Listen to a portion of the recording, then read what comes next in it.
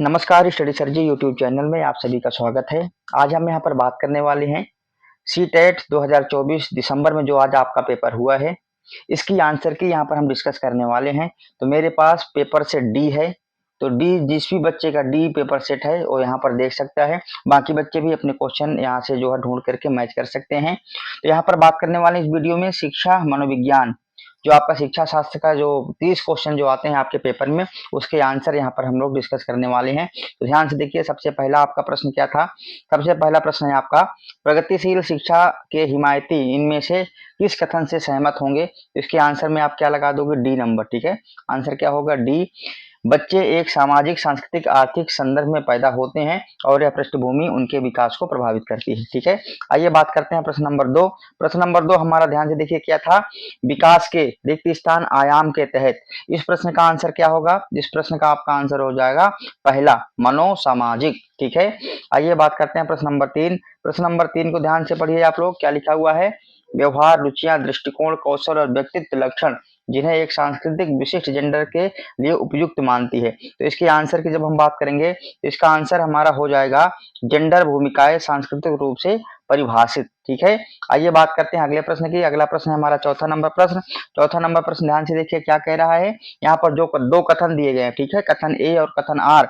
इसके आंसर में आपको क्या लगाना है, इसका आंसर लगाना है कथन ए और आर यहाँ पर दोनों गलत हैं। ठीक है, प्रश्न संख्या 5, जीन पियाजे के संज्ञानात्मक विकास के सिद्धांत के अनुसार, तो आपको इसका आंसर क्या लगाना था, तीसरे नंबर का। ठीक है, तीसरे नंबर आपका आंसर क्या हो जाएगा, सीखने के अनुभव बच्चों के संज्ञानात्मक क्रियाओं के वर्तमान पर के स्तर पर निर्भर करते हैं। ठीक है, आइए बात करते हैं अगला प्रश्न। अगला प्रश्न हमारा छठे नंबर का, जिसमें लेब वाइगोत्स्की संज्ञानात्मक विकास को किस रूप से देखते हैं। इसका आंसर क्या लगाओगे, एक सहयोगात्मक प्रक्रिया। ठीक है, अगला प्रश्न जिसकी हम बात करने वाले हैं प्रश्न संख्या 7 है। प्रश्न संख्या 7 में पहला प्रश्न क्या है हमारा, ध्यान से देखिए, भाषा और सोच प्रक्रिया के बीच संबंध का प्रस्ताव रखते हुए लेब वाइगोत्स्की ने निम्नलिखित में से किस रूप में भाषा को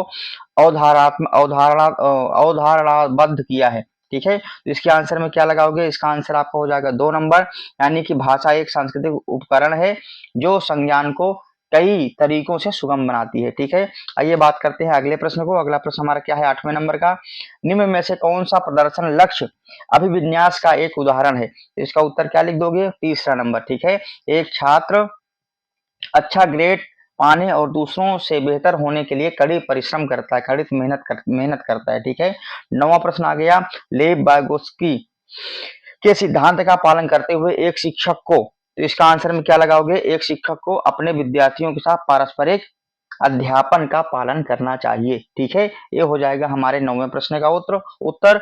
अब हम बात करेंगे 10वें नंबर का हमारा जो प्रश्न है, एक नई अवधारणाओं को पढ़ाने के लिए निम्नलिखित में से कौन सी प्रभावी रणनीतियां हैं। तो इसके उत्तर में आप क्या लगाओगे, यहाँ पर देखिए, उदाहरण प्रस्तुत करना, ये भी इसका आंसर सही होगा।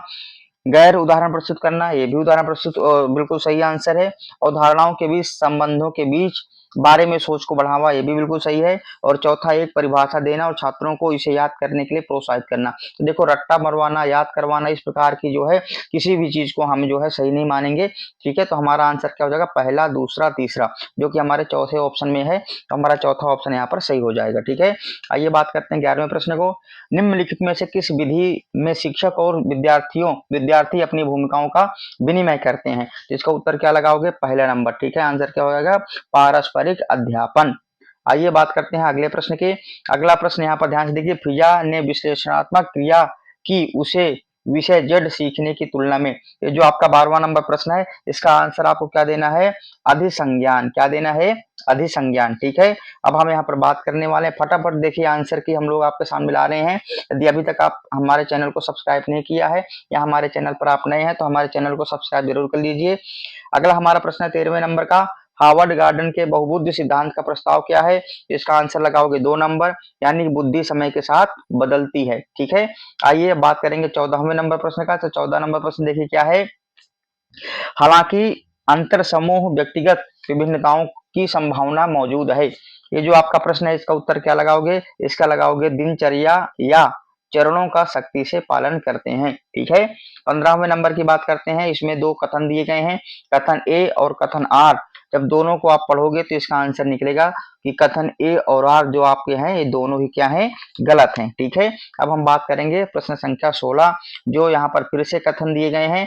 दोनों कथनों को जब आप पढ़ोगे तो कथन पढ़ने के बाद क्या पता चलेगा आपको कि आपका जो कथन ए और आर दोनों ही सही हैं, और जो ए कथन है वो आर की बिल्कुल सही व्याख्या करता है। ठीक है, अब हम बात करेंगे अगले प्रश्न की। अगला प्रश्न हमारा क्या है, निम्नलिखित में से कौन सा कथन नैदानिक आकलन के उद्देश्य का उपयुक्त वर्णन करता है। इसके उत्तर में आपको क्या लिखना है, उन क्षेत्रों की पहचान करना जहां विद्यार्थियों को अतिरिक्त सहायता या निर्देश की आवश्यकता होती है। ठीक है, तो 17वें नंबर का आपका आंसर क्या हो जाएगा, ए आपका बिल्कुल सही आंसर हो जाएगा। आइए अब देखेंगे 18वां प्रश्न हमारा क्या है। 10 साल की काकुली गणित के एक कठिन सवाल से जूझ रही है, उसकी समस्या समाधान कौशल को बढ़ाने के लिए उसकी शिक्षिका क्या कर सकती है। ठीक है, तो इसके आंसर में आपको क्या लिखना है, कोशिश करते रहने के लिए उसे प्रोत्साहित करना है, और जरूरत पड़ने पर उसका आलंबन यानी उसका जो है मदद भी हमें प्रदान उसे करना है। ठीक है, तो आपका आंसर क्या हो जाएगा, चौथा नंबर। 19वां प्रश्न की बात करें, जो कि जीन पियाजे को यहाँ पर क्या दो फिलिंदा ब्लैंक्स दिए गए हैं, इनको आपको भरना था। तो आंसर आपको ध्यान से देखिए। दूसरा नंबर जो आपका यहाँ पर प्रश्न है, आत्म केंद्रित वाक संज्ञानात्मक अपरिपक्वता का संकेत, निजी वाक स्व विनियमित से में प्रभावी, ये जो आपका दूसरा आंसर है बिल्कुल सही हो जाएगा। अब बात करेंगे हम लोग 20वें प्रश्न के, अधिगम के सार्वभौमिक अभिकल्प में क्या शामिल नहीं है। इसके आंसर में क्या लिखोगे, बाकी सारे शामिल हैं, जो पहला आपका आंसर हो जाएगा ये बिल्कुल शामिल नहीं है। ठीक है, शिक्षार्थियों के नामीकरण और वर्गीकरण के विभिन्न रूपों को लागू करना। अब बात करेंगे हम यहाँ पर 21वें नंबर की। देखिए फटाफट यहाँ पर आंसर की हम लोग बात कर रहे हैं, बाकी क्वेश्चन यहाँ पर हम लोग डिस्कस नहीं कर रहे हैं। ठीक है, लॉरेंस कोहलबर्ग के सिद्धांत के बारे में निम्नलिखित में कौन सा कथन सही है। इसका उत्तर आपको क्या लिखना है, 4 नंबर। यह बच्चों की दुविधात्मक स्थितियां प्रस्तुत करता है। अगला हमारा प्रश्न क्या है, फिर से दो कथन दिए गए हैं, कथन ए और कथन बी। तो कथन ए और बी जब आप लोग पढ़ोगे तो इसका आंसर क्या निकलेगा कि कथन ए और आर दोनों क्या है, सही है, ए की आर बिल्कुल सही व्याख्या करता है। ठीक है, इस प्रकार जो है आपको इसका आंसर लिखना था। अगला हमारा 23वां प्रश्न क्या है, निम्नलिखित में से कौन सा एक ऐसे प्रश्न का उदाहरण है जो विवेचनात्मक सोच को बढ़ावा देता है। तो देखिए हमारा इसका उत्तर क्या हो जाएगा, द्वितीय विश्व युद्ध के फैलने में किन कारकों का योगदान था, ये हमारा यहाँ पर आंसर होगा। ठीक है, आइए बात करते हैं अगले प्रश्न की। प्रश्न संख्या हमारा क्या है, 24वां, और 24वें प्रश्न का हमारा आंसर क्या हो जाएगा, बेल एक स्पर्श प्रणाली है। ठीक है, ये बिल्कुल आपका सही हो जाएगा, यानी कि दूसरा नंबर आपका यहाँ पर आंसर सही हो जाएगा। ठीक है, आइए बात करते हैं अगला प्रश्न। अगला हमारा क्या है, 25वें नंबर का प्रश्न क्या है, आप एक शिक्षक हैं। ये जो आपका 25वें नंबर का प्रश्न है, इस प्रश्न को जब आप पढ़ोगे तो इसका जो उत्तर निकल करके आएगा वो क्या आएगा, छात्रों को उनके अपने समाधान खोजने के लिए खुले सिरे प्रश्न प्रदान करना। ठीक है, ये बिल्कुल आपका सही आंसर हो जाएगा। अगला हमारा प्रश्न क्या है, 26वें नंबर का, निम्न में से कौन विद्यार्थियों के सीखने के लिए आकलन का एक उदाहरण है। इसका उत्तर आपको क्या देना है, तीसरा, पूर्व ज्ञान की पहले जांच करने के लिए कक्षा की शुरुआत में एक प्रश्नोत्तरी और विचार मंथन करना। ठीक है, ये बिल्कुल आपका सही आंसर होगा। आइए बात करते हैं बचे हुए प्रश्नों की, जो कि हमारा है 27वां नंबर का प्रश्न। 27वें नंबर में भी क्या दिया गया है, दो कथन दिए गए हैं, कथन ए और कथन आर, दोनों को पढ़ना था। दोनों को पढ़ने के बाद हमारा जो आंसर निकल के आएगा, यहाँ पर कथन ए और आर दोनों क्या हैं, गलत हैं। ठीक है, आइए बात करते हैं 28वें नंबर प्रश्न की। 28वें प्रश्न को फिर से ध्यान से पढ़िए। फिर से यहाँ पर एक दो कथन दे दिए गए हैं, दोनों कथनों को पढ़ना है। दोनों कथनों को पढ़ने के बाद हमारा जो आंसर निकल के आएगा कि कथन ए और आर दोनों सही हैं, ए की आर सही व्याख्या करता है। तो यहाँ पर हमारा 29वें नंबर का जो प्रश्न है कि एक शिक्षिका छात्रों को उनके पूर्व ज्ञान को नई संकल्पनाओं से जोड़ने के अवसर प्रदान करके अपनी कक्षा में सार्थक सीखने व विवेचनात्मक सोच को सक्षम बनाना चाहती है। ये जो प्रश्न है इसका आंसर क्या हो जाएगा, चौथा नंबर, कि छात्रों से नई सामग्री में से संबंधित अपने स्वयं के अनुभव साझा करने के लिए कहना और फिर उन्हें विषय से जोड़ना। ठीक है, आइए पेडागोजी में जो हमारा आखिरी प्रश्न है, 30वां प्रश्न, उसकी बात करते हैं कि एक समावेशी शिक्षा कक्षा में शिक्षक की क्या भूमिका हो सकती है। तो देखिए बच्चों की विभिन्न आवश्यकताओं के रूप पाठचर्या और शैक्षणिक रणनीतियों को संशोधित करते रहना।